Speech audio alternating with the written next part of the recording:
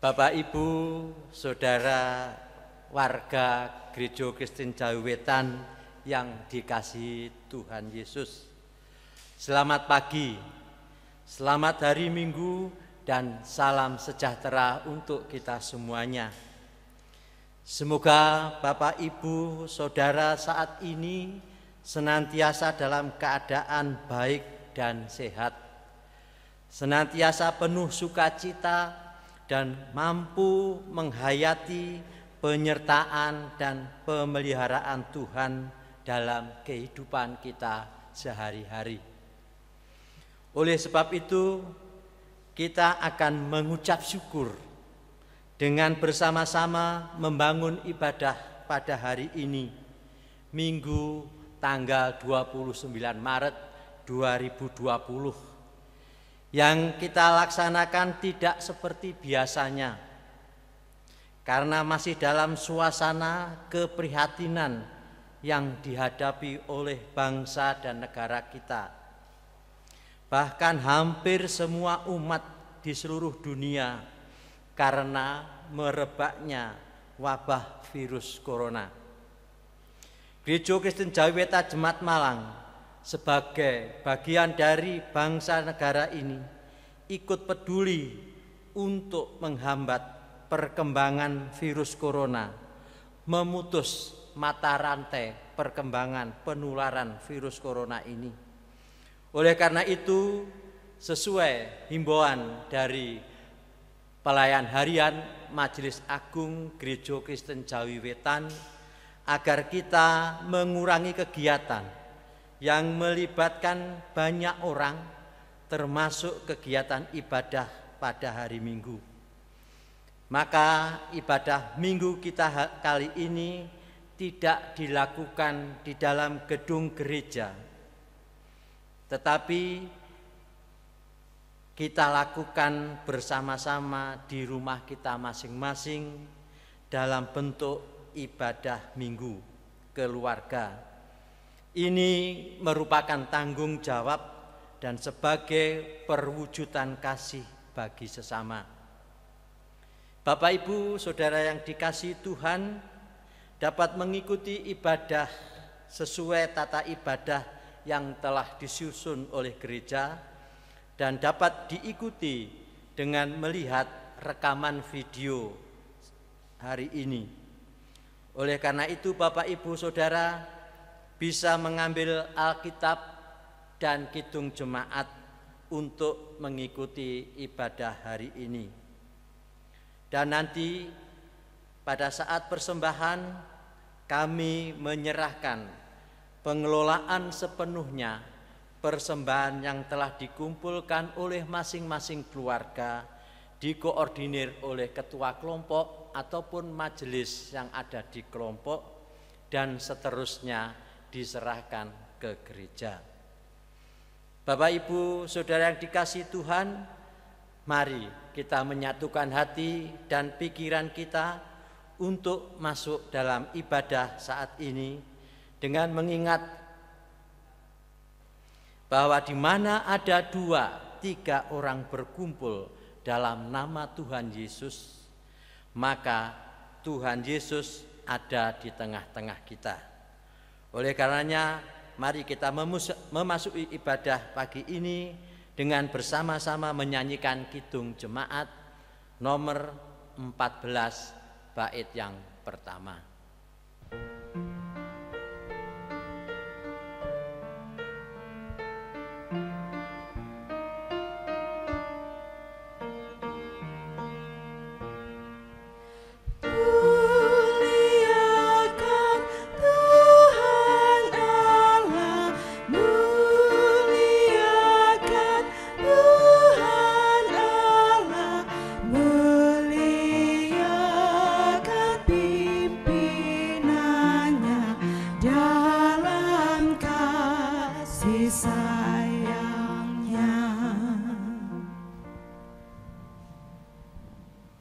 Jemaat kasih Tuhan, bersama-sama kita mengambil waktu hening memasuki ibadat pada pagi hari ini.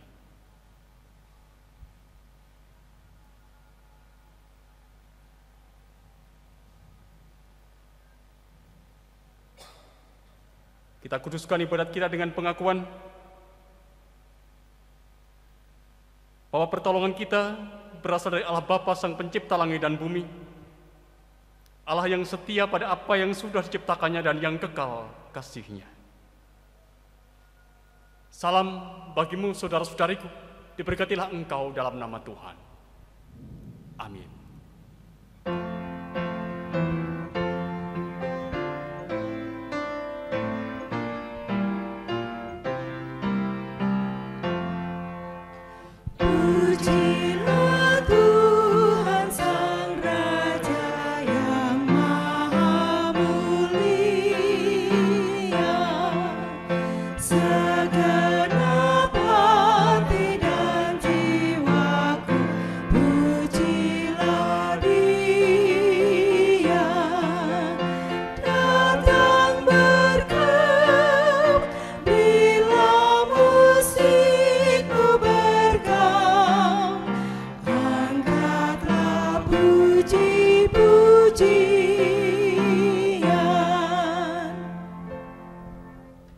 Pagi hari ini mari kita bersama-sama menghampiri Tuhan, kita mengakui dosa dan kesalahan kita yang sudah kita lakukan dalam hidup kita.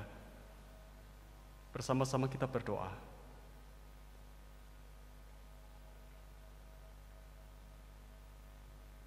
Bapa yang di sorga,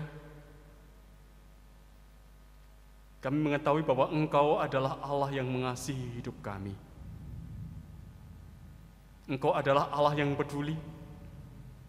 Engkau adalah Allah yang memperhatikan, dan Engkau adalah Allah yang melindungi setiap kami.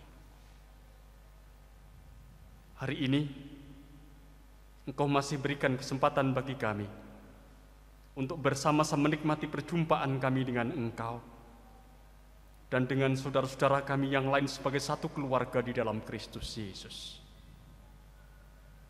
Bersama dengan umat-Mu kami bangun ibadat kami, mengungkapkan puji dan doa kami. Sekalipun kami sadar Bapa, bahwa kami anak-anak-Mu sesungguhnya tak layak untuk menghampiri tahta-Mu karena kami ada dalam dosa dan kesalahan yang sudah kami lakukan dalam hidup kami. Engkau melihat, Engkau mengetahui apa yang sebenarnya sudah terjadi dalam hidup ini. Sering kami tidak melakukan seperti apa yang Engkau kehendaki, dan kami sering melakukan yang sungguhnya itu sudah Engkau lakukan dalam hidup kami. Engkau mengasihi, tetapi kami tidak mengasihi. Engkau peduli, tetapi kami tidak peduli. Engkau memperhatikan, tapi kami tak memperhatikan. Dan Engkau Allah yang melindungi, tapi kami tak pernah melindungi. Oleh karena itu Tuhan, pada saat ini mohon pengampunan-Mu atas dosa dan kesalahan yang sudah kami lakukan dalam hidup kami, supaya dengan pengampunan-Mu itu juga kami layak untuk menghampiri tahta-Mu, layak untuk menikmati perjumpaan kami dengan Engkau dan dengan saudara-saudara kami yang lain dalam Kristus Yesus.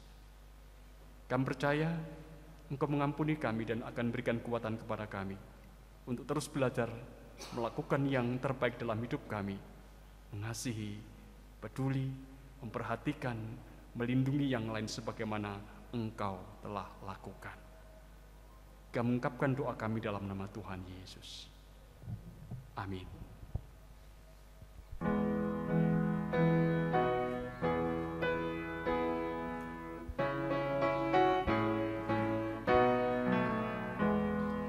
Dihapuskan dosaku hanya oleh darah Yesus. Aku pulih dan sembuh hanya oleh darah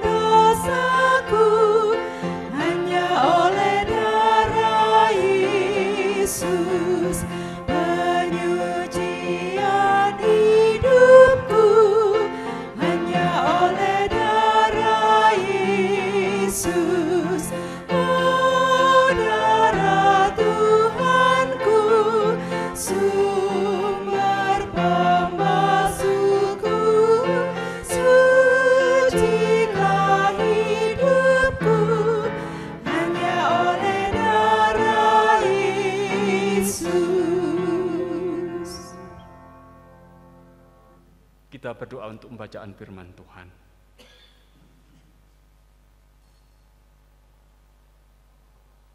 Bapa yang penuh dengan cinta kasih, Bapa yang senantiasa menantikan kami untuk datang mendekat kepada Engkau, Bapa yang selalu merindukan supaya kami ada dekat dengan Engkau dan ada dalam pelukan hangat cinta kasih-Mu. Perkenankan pada saat ini kami sungguh mendekat kepada Engkau, ya Allah. Mendekat kepada Engkau dan belajar untuk mendengar apa yang menjadi ungkapan suara hati-Mu melalui firman yang akan Engkau beritakan bagi kami. Supaya kami mendapatkan kekuatan yang baru, kami mendapatkan pengajaran, kami mendapatkan penghiburan, kami dimamukan pula untuk menemukan inspirasi atas kehidupan yang kami jalani. Semuanya itu hanya karena Engkau yang memberikan kesempatan bagi kami untuk mendengar apa yang menjadi ungkapan kata hati-Mu, ya Allah. Karena saat ini Engkau yang akan bersabda atas kami.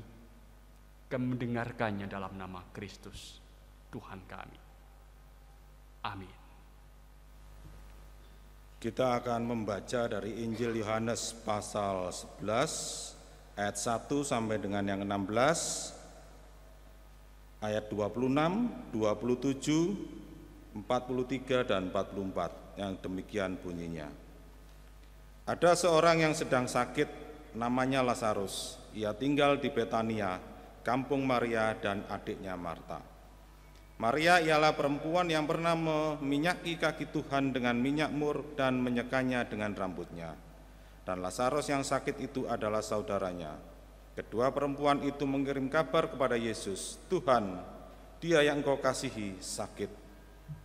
Ketika Yesus mendengar kabar itu, ia berkata, "Penyakit itu tidak akan membawa kematian, tetapi akan menyatakan kemuliaan Allah, sebab oleh penyakit itu Anak Allah akan dimuliakan." Yesus memang mengasihi Marta dan kakaknya dan Lazarus. Namun setelah didengarnya bahwa Lazarus sakit, ia sengaja tinggal 2 hari lagi di tempat di mana ia berada. Tetapi sesudah itu ia berkata kepada murid-muridnya, "Mari kita kembali lagi ke Yudea." Murid-murid itu berkata kepadanya, "Rabi, baru-baru ini orang-orang Yahudi mencoba melempari Engkau. Masih maukah Engkau kembali ke sana?" Jawab Yesus, "Bukankah ada 12 jam dalam satu hari? Siapa yang berjalan pada siang hari, kakinya tidak terantuk, karena ia melihat terang dunia ini. Tetapi jikalau seorang berjalan pada malam hari, kakinya terantuk, karena terang tidak ada di dalam dirinya." Demikianlah perkataannya, dan sesudah itu ia berkata kepada mereka, "Lazarus saudara kita telah tertidur, tetapi aku pergi ke sana untuk membangunkan dia dari tidurnya."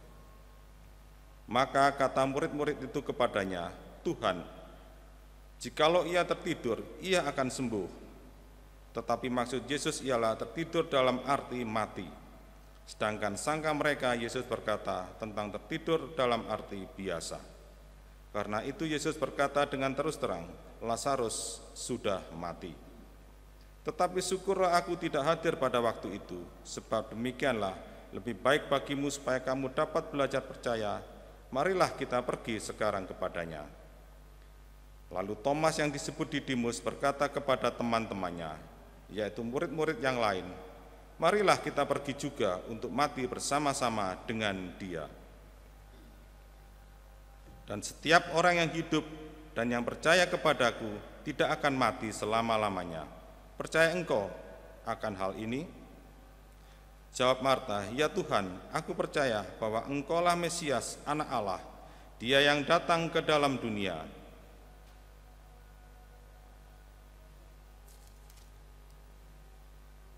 Dan sesudah berkata demikian, berserulah ia dengan suara keras, "Lazarus, marilah keluar."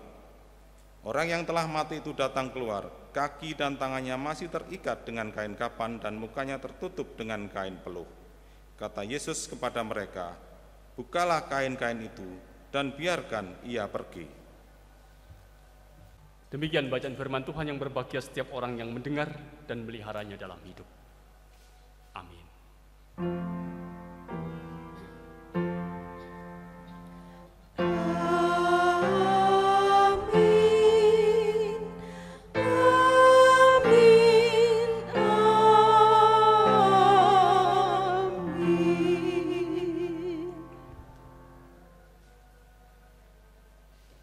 Bapak, Ibu, dan saudara-saudara yang dikasihi dan yang mengasihi Tuhan.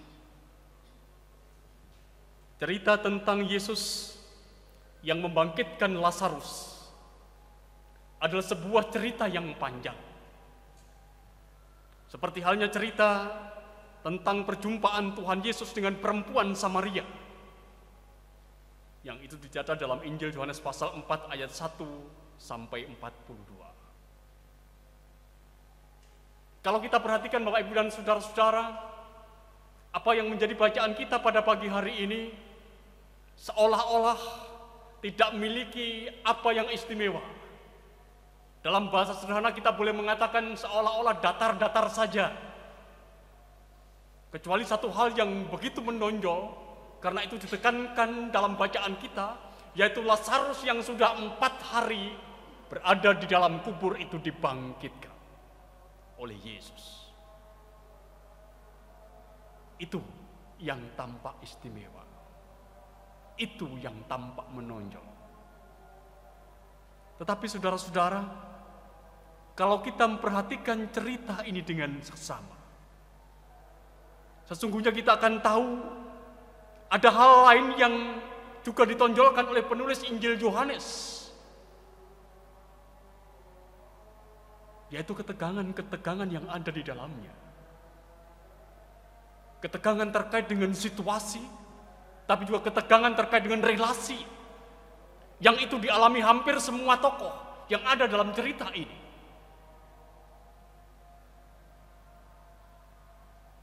Tokoh Yesus, saudara-saudara, dalam bacaan kita, itu dikatakan bahwa ia ada dalam perjalanan dari Yerusalem ke Galilea. Dan perjalanan Yesus itu bukan perjalanan yang biasa. Ini adalah perjalanan yang menegangkan. Karena pada saat itu ia menghindari pemimpin Yahudi dan orang-orang yang mengikutinya. Dalam hal ini mengikuti orang-orang Yahudi atau pemimpin Yahudi. Pada saat itu Tuhan Yesus hendak dibunuh oleh mereka dengan dilempari mereka dengan batu. Jadi kita bisa bayangkan bahwa perjalanan Tuhan Yesus dari Yerusalem ke Galilea itu adalah perjalanan yang menegangkan. Nah, dalam perjalanan itulah ia mendengar bahwa Lazarus sedang sakit. Bagi orang lain, barangkali ini bukan berita yang besar. Tapi bagi Tuhan Yesus, saudara-saudara, ini sebuah berita besar bagi dirinya. Karena Yesus memiliki hubungan yang dekat dengan Lazarus. Kita boleh mengatakan bahwa pada saat itu, Yesus ada dalam kedekatan emosional dengan Lazarus. Sehingga dikatakan sungguhnya dalam bacaan kita, pesan yang disampaikan oleh orang yang diminta oleh Marta dan Maria menyampaikan kepada Yesus, dikatakan begini, Tuhan, yang kau kasihi sakit. Yang kau kasihi sakit. Ini yang disampaikan kepada Tuhan Yesus pada saat itu. Kita bisa bayangkan Bapak, Ibu, dan saudara-saudara yang dikasihi dan yang mengasihi Tuhan. Orang yang dicintai Tuhan Yesus itu sedang ada dalam sakit. Sedangkan ia tidak bisa pergi ke sana. Bayangkan itu juga ada dalam kehidupan kita. Orang yang kita cintai ada dalam sakit. Dan bukan sakit sembarangan, tapi sakit yang parah. Tapi kita tidak bisa mengunjungi dia karena sesuatu. Kita tidak bisa menjenguknya Karena ada hal yang lain yang menghalangi kita supaya kita pada akhirnya tidak bisa menjenguknya. Apa yang ada dalam diri kita? Tentu yang ada adalah kegundahan, ketegangan. Dan itulah yang dialami oleh Yesus pada saat itu. Ia tidak bisa mengunjungi Lazarus. Karena tempat tinggal Lazarus itu berada di daerah di mana Tuhan Yesus akan dibenturi dengan batu oleh orang-orang Yahudi. Namun saudara-saudara, dalam situasi yang menegangkan ini, kita boleh belajar dari apa yang dilakukan oleh Tuhan Yesus. Bahwa sekalipun hidupnya ada dalam bahaya, sekalipun hidup Lazarus juga ada dalam bahaya, tapi dia tidak dikendalikan oleh situasi. Dia berkuasa justru mengendalikan situasi. Kalau kita perhatikan di dalam ayat yang ke-6 dikatakan kepada kita, namun setelah didengarnya bahwa Lazarus sakit, ia sengaja tinggal 2 hari lagi di tempat di mana ia berada. Itu yang dikatakan kepada kita. Bahwa Tuhan Yesus berkuasa atas situasi. Ia tidak dikendalikan oleh situasi, sekalipun situasi kehidupannya itu menegangkan. Itu tokoh Yesus. Tokoh yang lain adalah Marta dan Maria. 2 tokoh ini adalah pribadi-pribadi yang dicintai oleh Tuhan Yesus. Marta dan Maria itu dicintai oleh Tuhan Yesus. Demikian pula halnya Lazarus, saudara Marta dan Maria, juga dicintai oleh Tuhan Yesus. Mereka tinggal di Betania. Dan mereka menyaksikan bahwa pada saat itu sungguh-sungguh Lazarus, saudaranya yang dicintai itu sakit. Dan nampaknya apa yang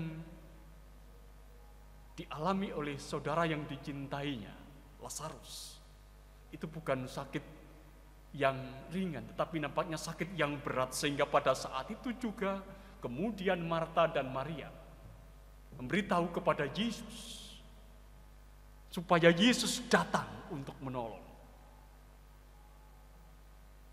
Melalui seseorang nampaknya Marta dan Maria memberitahukan kepada Yesus, sebagaimana diungkapkan, Tuhan yang kau kasih sakit. Dan mereka pada saat itu sedang ada dalam situasi menunggu. Menunggu siapa? Menunggu Yesus. Harapannya bahwa Yesus akan datang, Yesus akan menolong mereka, Yesus akan menyembuhkan Lazarus, dan itu akan menjadi sumber kebahagiaan atas kehidupan mereka. Dan kita bisa bayangkan, situasi yang dihadapi oleh Marta dan Maria menunggu kedatangan Yesus itu bukan situasi yang mudah, tapi situasi yang menegangkan. Karena menunggu itu juga berurusan dengan kehidupan dan kematian orang yang dicintainya, yaitu Lazarus. Ya, atau mereka itu menunggu dalam ketegangan. Yesus kok tidak datang-datang? Bagaimana kalau ia tidak datang? Barangkali ini yang ada dalam benak mereka. Dan sungguh saudara-saudara, bacaan kita menyatakan bahwa Yesus memang tidak datang. Sampai pada akhirnya Lazarus, saudaranya yang dicintai itu mati. Saudaranya yang dicintai itu tidak sempat berjumpa dengan Yesus. Mungkin pada saat itu Marta dan Maria mempertanyakan tentang kasih Yesus kepada mereka berdua atau kasih Yesus kepada Lazarus. Tokoh yang lain, saudara-saudara, yang juga mengalami ketegangan adalah murid-murid Tuhan Yesus.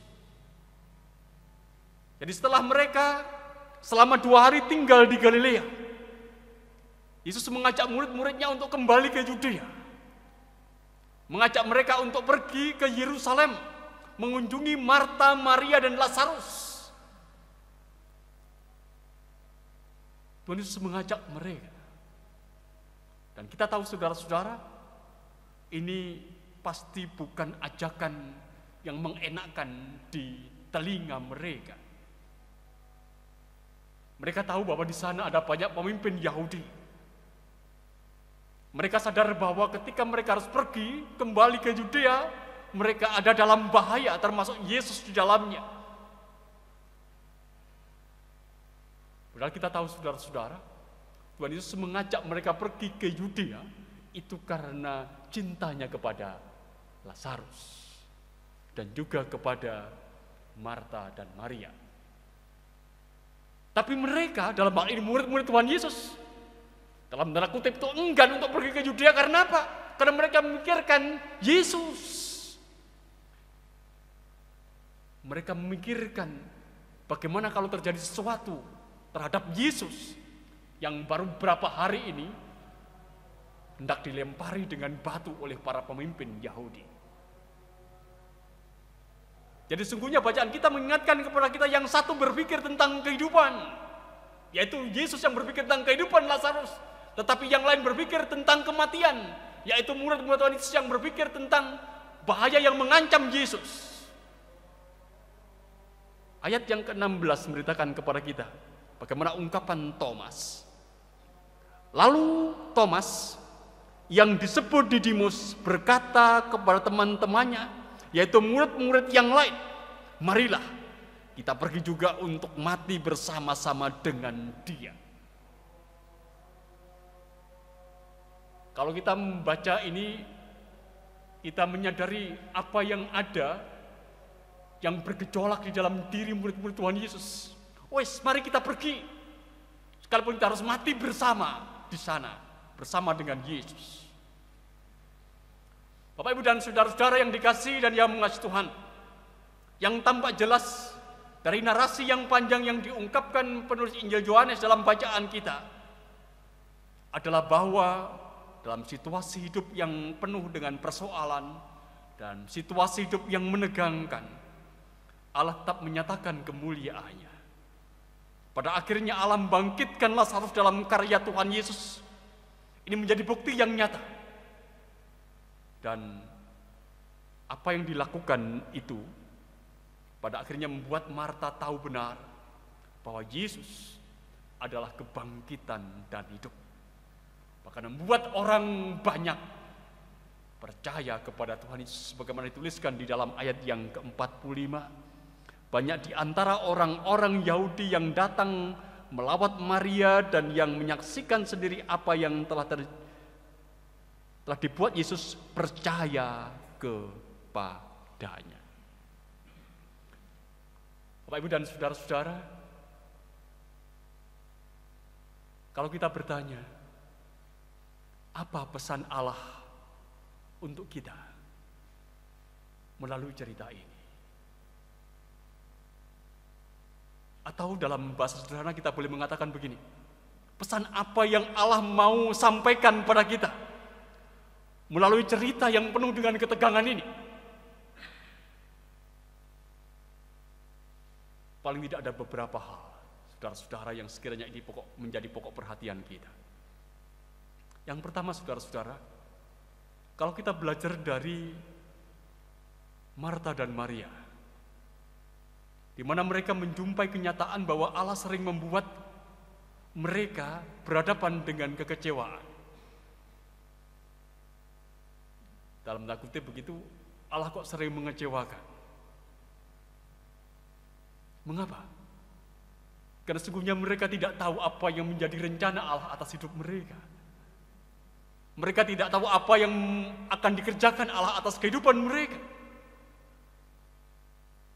Kenyataan yang ada, saudara-saudara, mereka sudah meminta kepada Yesus.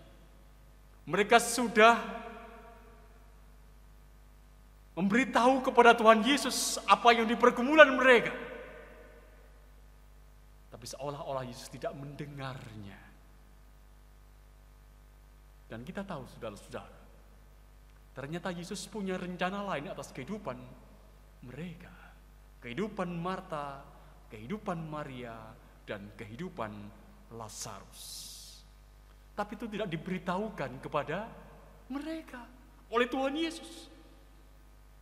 Oleh karena itu kita bisa mengatakan, saudara-saudara, kadang-kadang dalam hidup ini, apa yang sudah kita beritakan kepada Tuhan, apa yang sudah kita minta kepada Tuhan, seolah-olah tidak didengarkan oleh Tuhan. Jangan kecewa. Jangan kecewa, karena apa? Karena sungguhnya kita tidak tahu apa yang menjadi rencana Tuhan atas kehidupan kita, seperti halnya Marta dan Maria yang tidak tahu apa yang menjadi rencana Tuhan atas kehidupan mereka. Yang pasti kita tahu, saudara-saudara, bahwa mereka itu adalah orang-orang yang dicintai oleh Tuhan Yesus. Jika mereka dicintai oleh Tuhan Yesus, maka kita juga mengamini bahwa kita juga adalah orang-orang yang dicintai oleh Tuhan Yesus. Kita adalah umat yang dicintainya. Oleh karena itu, dalam situasi hidup yang menegangkan ini, mari kita tetap percaya bahwa Allah punya rencana terbaik atas kehidupan kita. Allah tetap akan menyatakan kemuliaannya kepada kita.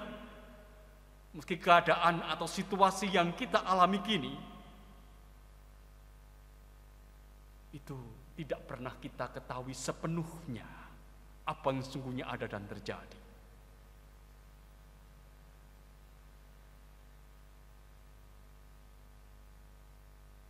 Mengingatkan kepada kita semua pula, supaya kita ada dalam tenang. Mengapa kita harus tenang? Karena apa yang disampaikan kepada kita, Allah itu adalah Allah yang bertindak. Yesus adalah Yesus yang bertindak.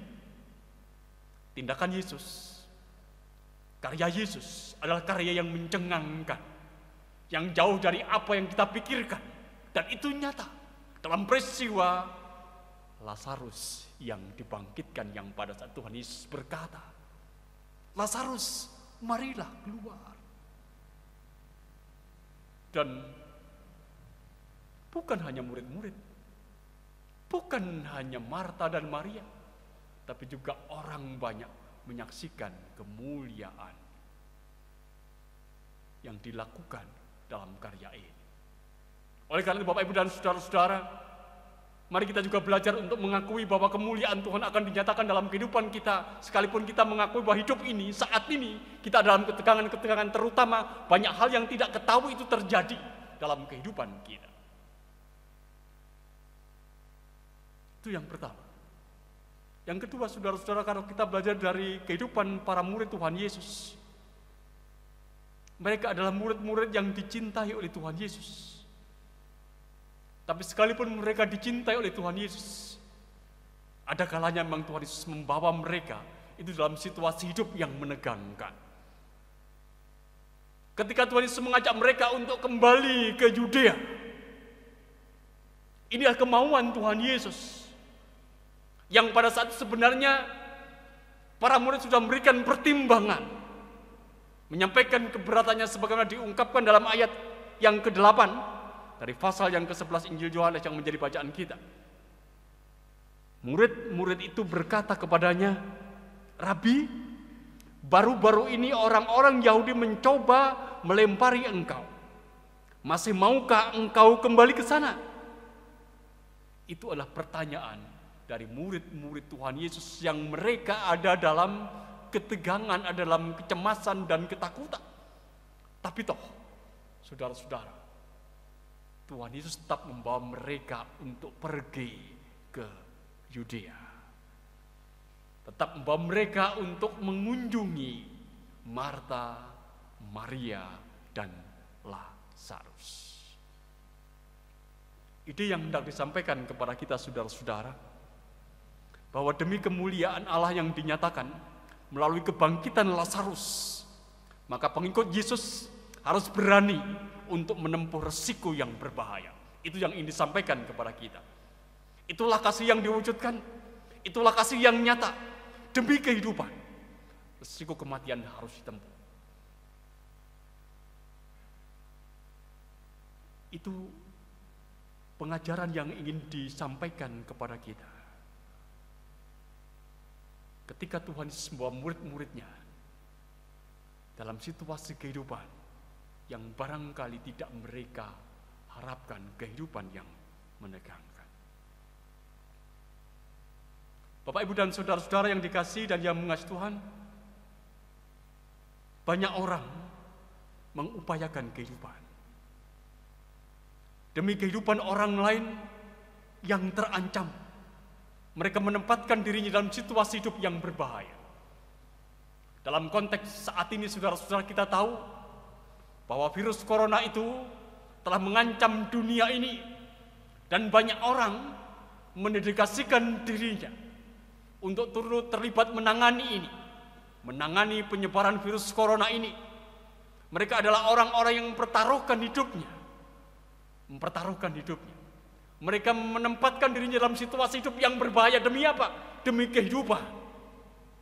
Demi kehidupan dunia ini, demi kelangsungan dunia ini. Mereka yang berada di garis depan menangani virus corona ini, para tenaga medis, dokter, dan mereka yang sungguh-sungguh mendedikasi untuk kehidupan ini. Mereka berada di garis yang tepat, sangat berbahaya bagi diri mereka. Tapi ini demi kehidupan. Tidak kita juga membayangkan bahwa ini terjadi atas kehidupan murid-murid Tuhan Yesus yang pada saat itu dibawa oleh Tuhan Yesus.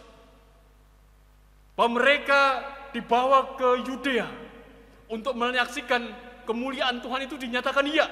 Tetapi untuk menyaksikan kemuliaan Tuhan itu mereka dibawa dalam situasi kehidupan yang menegangkan. Dan kalau kita mengingat, saudara-saudara, kita sudah memasuki minggu Prapaskah yang kelima. Itu berarti Tuhan Yesus sedang ada dalam perjalanan menuju Yerusalem. Perjalanan menuju Yerusalem bukan perjalanan yang gampang. Perjalanan inilah perjalanan yang menegangkan, karena pada akhirnya di Yerusalemlah Tuhan Yesus akan ditangkap, diadili, disalibkan, dan mati. Tapi perjalanan ini harus ditempuh oleh Tuhan Yesus. Perjalanan yang menegangkan ini harus ditempuh, harus dilalui, supaya pada akhirnya apa? Dunia boleh melihat kemuliaan Tuhan yang dinyatakan melalui penderitaannya di kayu salib. Dunia boleh mendapatkan kehidupan. Dunia boleh tertebus dari dosa dan kematian. Karena apa? Karena perjalanan yang menegangkan yang dialami Tuhan Yesus menuju Yerusalem itu terus dilakukan. Ini mengingatkan kepada kita, saudara-saudara, bahwa perjalanan untuk memberikan kehidupan, perjalanan untuk membangun harapan atas kehidupan, itu tidak pernah lepas dari situasi hidup yang menegangkan. Biarkanlah saudara-saudara, saat ini kita ada dalam situasi hidup yang menegangkan itu. Tapi kita tetap percaya bahwa Allah akan menyatakan kemuliaannya kepada kita semua melalui perjalanan yang menegangkan ini. Supaya pada akhirnya dunia juga boleh percaya Tuhan tetap berkarya, menyatakan dan memelihara dunia dalam cinta kasih kekalnya. Amin. Kita mengambil saat doa.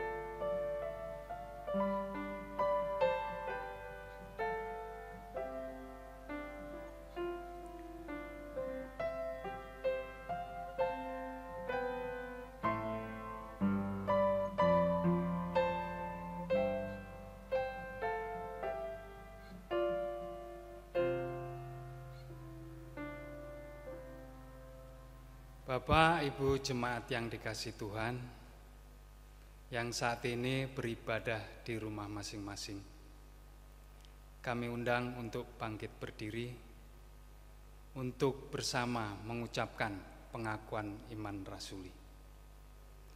Aku percaya kepada Allah Bapa yang Maha Kuasa, Khalik langit dan bumi, dan kepada Yesus Kristus, Anak yang tunggal Tuhan kita, yang dikandung daripada Roh Kudus, lahir dari anak darah Maria, yang menderita di bawah pemerintahan Pontius Pilatus, disalibkan, mati dan dikuburkan, turun dalam kerajaan maut. Pada hari yang ketiga bangkit pula dari antara orang mati, naik ke surga, duduk di sebelah kanan Allah, Bapa yang Maha Kuasa, dan akan datang dari sana untuk menghakimi orang yang hidup dan mati. Aku percaya kepada Roh Kudus, gereja yang kudus dan am, persekutuan orang-orang kudus, pengampunan dosa, kebangkitan daging, dan hidup yang kekal. Amin. Kami persilakan duduk kembali.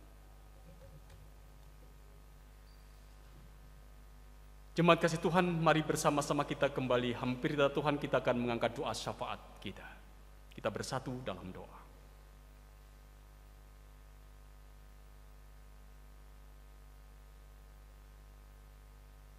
Bapa yang di surga, pada saat ini kami anak-anak-Mu kembali menghampiri tahta-Mu.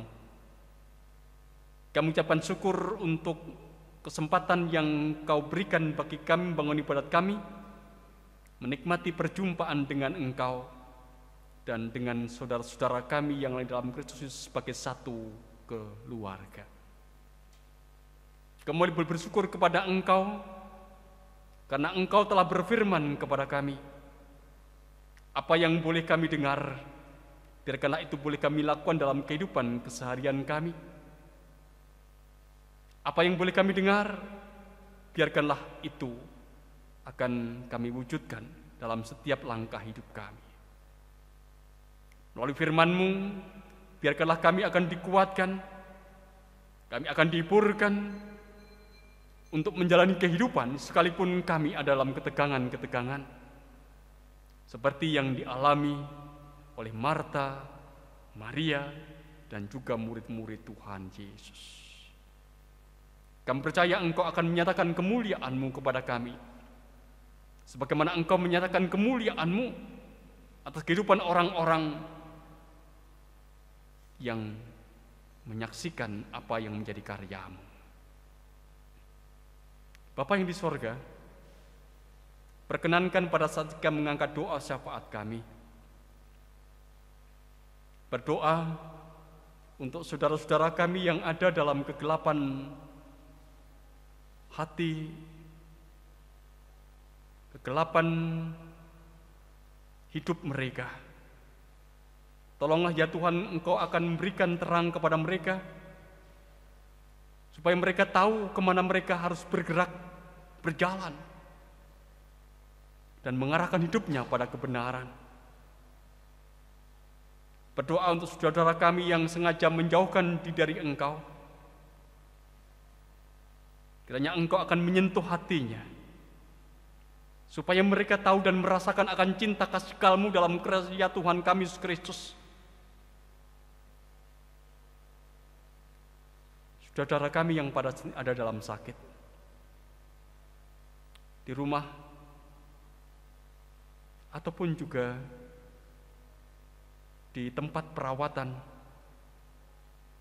Engkau yang akan berikan kekuatan, Engkau yang akan berikan penghiburan, dan Engkau akan menjaga supaya hidupnya ada dalam harapan, sehingga mereka tetap boleh berpegang pada kasih Allah di dalam Tuhan Yesus Kristus dan percaya akan penyertaan Tuhan yang nyata dalam kehidupannya. Berdoa pula untuk saudara kami yang dibelenggu oleh nafsu duniawi ataupun dibelenggu oleh kuasa-kuasa kegelapan. Berikanlah kepada mereka kemerdekaan Kristus, supaya hanya karena kemerdekaan yang berasal dari Engkau, mereka hanya boleh terikat pada kuasa Allah dan bukan pada kuasa-kuasa kegelapan, dan mereka boleh menjalani hidupnya dalam kebenaran Kristus. Bapa di sorga, Engkau mengetahui apa yang pada saat ada dan terjadi atas kehidupan di muka bumi ini. Sesungguhnya kami ada dalam keprihatinan. Dunia ini ada dalam sakit. Dunia ini membutuhkan pemulihan dari Engkau. Karena wabah yang melanda dunia, wabah virus corona, membuat kehidupan di dunia ini semakin berat. Dan membuat kehidupan di dunia ini juga ada dalam guncangan. Engkau sebagai Allah kami yang akan menyembuhkan penyakit yang ada di dunia ini. Dan Engkau sebagai Allah kami yang akan tak memberikan kekuatan kepada kami, supaya di tengah-tengah badai yang melanda dunia ini, kami anak-anak-Mu tetap boleh bekerja dengan kesukacitaan, berusaha dengan segala ungkapan syukur, dan kami akan tetap Engkau cukupkan dalam kehidupan keseharian kami, dan kami boleh merasakan berkat-Mu itu nyata dalam setiap langkah hidup kami.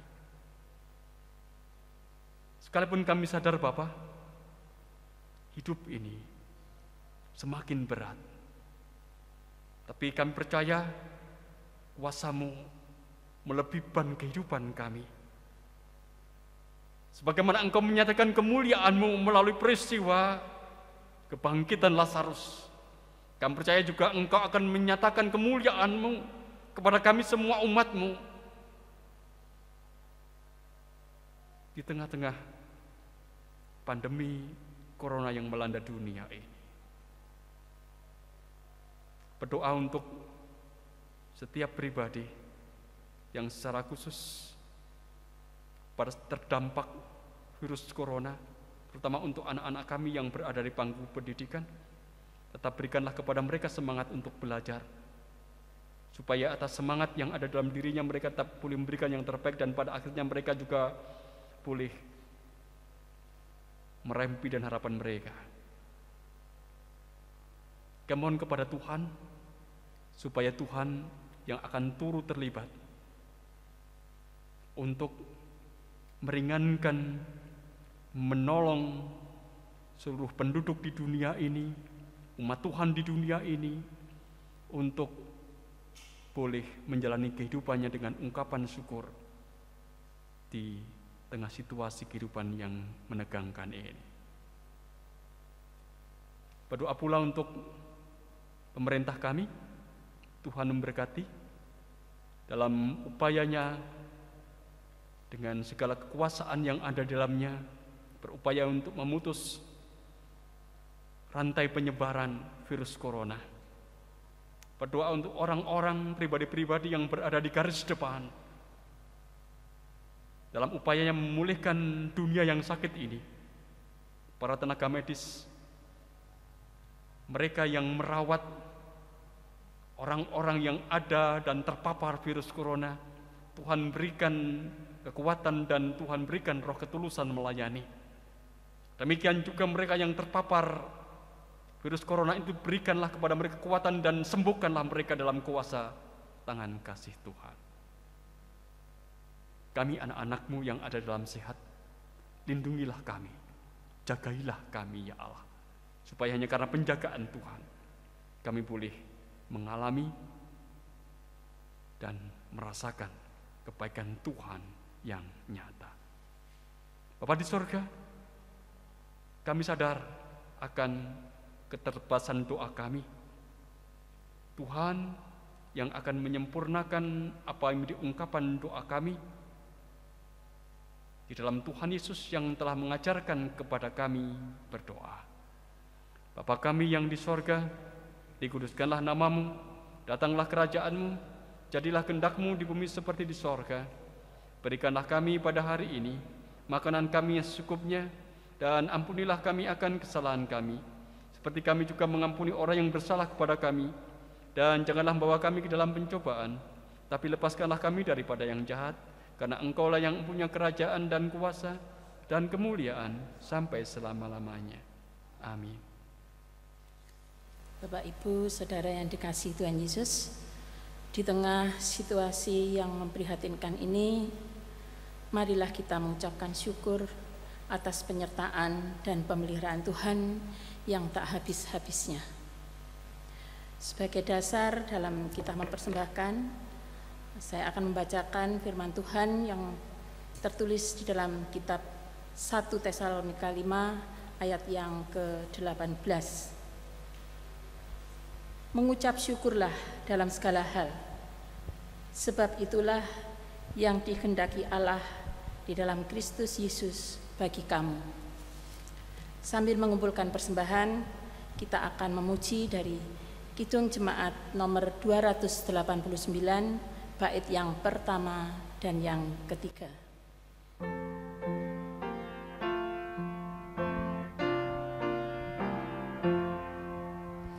Tuhan pencipta semesta, Kaulah yang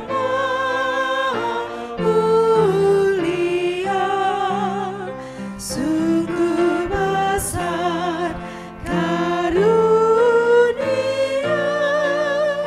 yang Kau beri. Puji syukur terimalah atas berkat anugerah di rumah yang sejahtera yang Kau beri. Mari kita berdoa. Tuhan Allah, Bapa Surgawi, yang kami muliakan di dalam nama Tuhan kami Yesus Kristus, kembali kami datang menghadap kehadirat-Mu Tuhan. Sungguh kami bersyukur atas penyertaan dan pemeliharaan Tuhan yang kami rasakan hingga saat ini.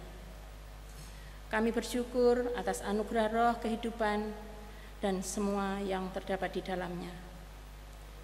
Sebagai ungkapan rasa syukur kami sudah mengumpulkan persembahan yang kami ambil dari berkat-berkat-Mu yang berlimpah. Kiranya Tuhan berkenan menerima persembahan kami. Sucikan dan kuduskan sehingga boleh menjadi persembahan yang hidup, persembahan yang harum, dan berguna untuk melayani sesama kami melalui GKJW Jemaat Malang ini. Berkatilah tangan-tangan yang sudah mempersembahkan, sehingga boleh selalu menjadi saluran berkat Tuhan. Demikian ya Tuhan, doa seruan kami ini hanya kami naikkan di dalam nama Tuhan kami Yesus Kristus. Amin. Jemaat yang terkasih di dalam Tuhan, kita akan mengakhiri ibadat kita. Ingatlah bahwa engkau diutus untuk tetap mewartakan kabar kesukacitaan bagi dunia.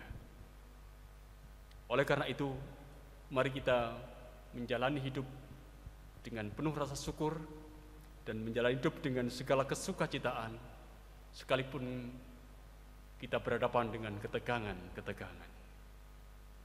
Pastikan bahwa kita menjalani hidup ini dalam kesetiaan dan meyakini bahwa Allah akan bertindak dalam kehidupan kita supaya pada akhirnya kita boleh melihat kemuliaan Tuhan yang dinyatakan. Hitung Jemaat 375.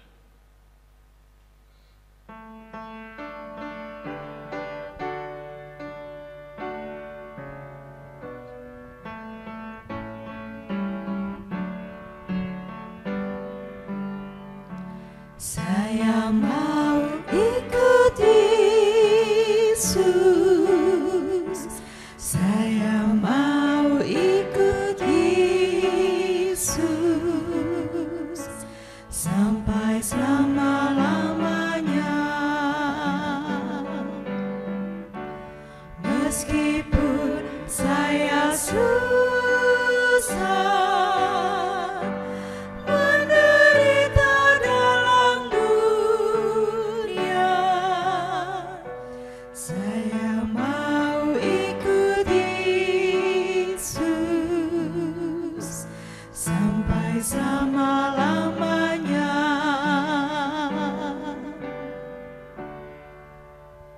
terimalah berkat Allah Bapa dalam kuasa-Nya yang besar akan melindungi engkau. Tuhan Yesus dalam kasih dan rahmat-Nya akan melihara engkau. Roh Kudus dalam terang-Nya yang ajaib akan berikan kepada engkau hikmat dan pengertian menjalani hidup kini dan selamanya. Amin.